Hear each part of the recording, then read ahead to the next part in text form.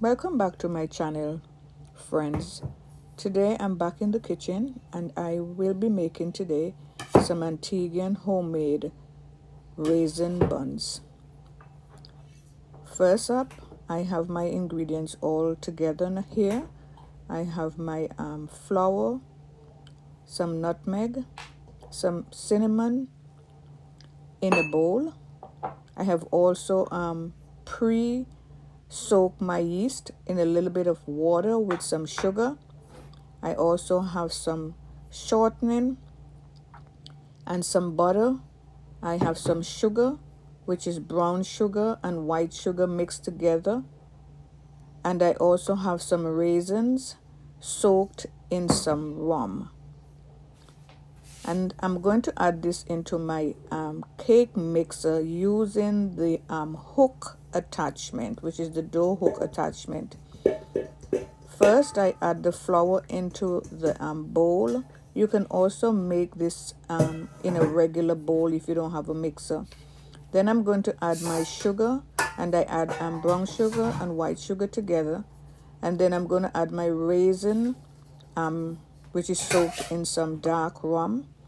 And then I'm going to add my butter and some shortening.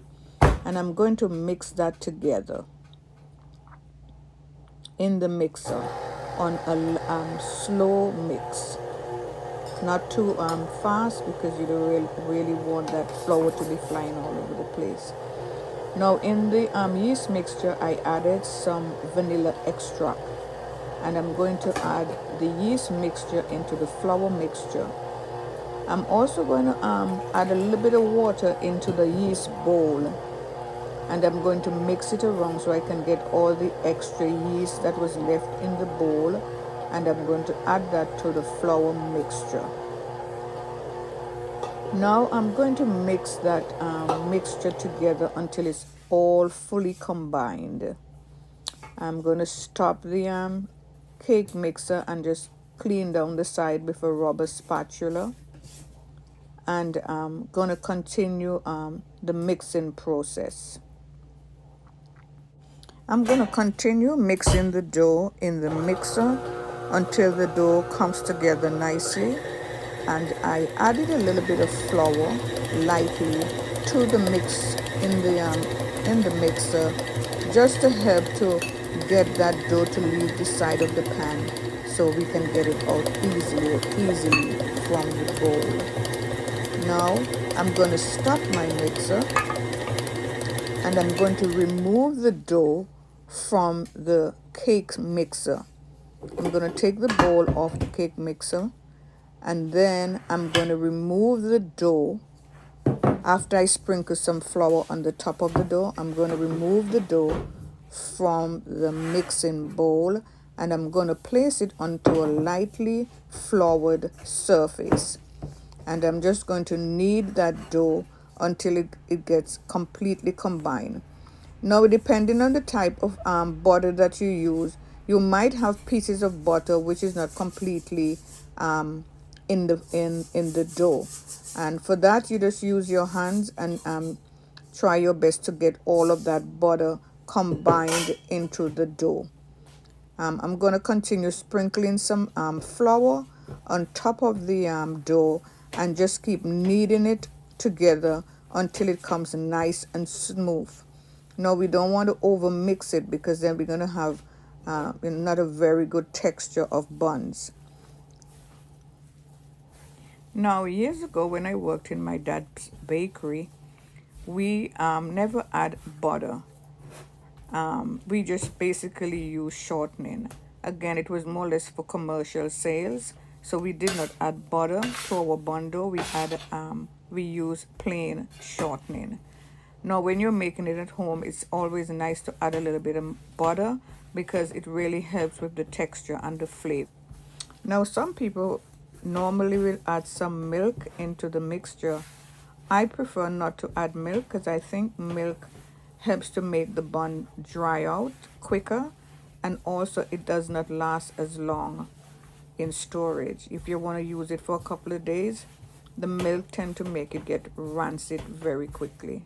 That's just a little tip but you can add milk if you want. Now you continue mixing the dough until it's fully combined while dusting it lightly with flour.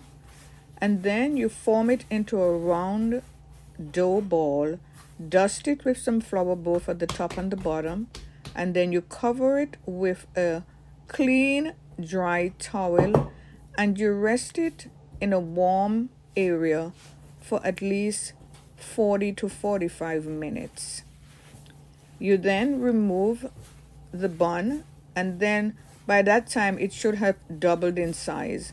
Now you're going to give it one more knead, completely, knead it again, and then you're going to roll it again into a ball, cover it again, and then set it aside again for another 45 minutes until again it's double in size. Now using a pastry cutter, you're going to be cutting the dough into pieces, and then you're going to be forming those pieces into round balls. While you're doing that, you're sprinkling it with some flour so it doesn't become too sticky in your hands or on the board, and then you're going to form them into round dough buns. Now you're going to form your buns, and then you're going to be placing them on a lightly greased cookie pan or sheet pan. Normally it takes about maybe 6 or 8 buns to a sheet pan depending on the size. And you do that until all your dough is completely formed into balls and they're placed on the greased sheet pan. Remember, your oven needs to be preheated at 350 degrees Fahrenheit before you place those buns in the oven. Now after all your dough pieces are completely rolled out and formed into buns, you then cover your tray with a dry towel again, and you rest it aside again for another 45 minutes until the buns have doubled in size. Now before you place your buns in the oven, you're going to be using a sharp knife, and you're going to be cutting some slits on the top of the buns, and you're also going to be brushing it with some plain water and sprinkling it with some sugar. The buns are then placed in a preheated oven at 350 degrees Fahrenheit, and they're baked for at least 35 to 40 minutes until they are nicely golden. Remove buns from oven when they're done, and let them cool before you're ready to serve them. So there you have it, guys. These are the buns, all nice and baked, and we have them out of the oven now, just cooling. And we are going to be serving them with, as normal, some butter and some cheese, whatever else you want to add to serve it, ham, sausage. This is just a great Caribbean treat. I do hope you'll try it. Thank you for watching. I'm going to be adding the recipe in the comment section, so please feel free to jot the recipe down and give it a try. Thank you for watching. Like and subscribe. Thank you, guys. Have a wonderful weekend. Bye bye.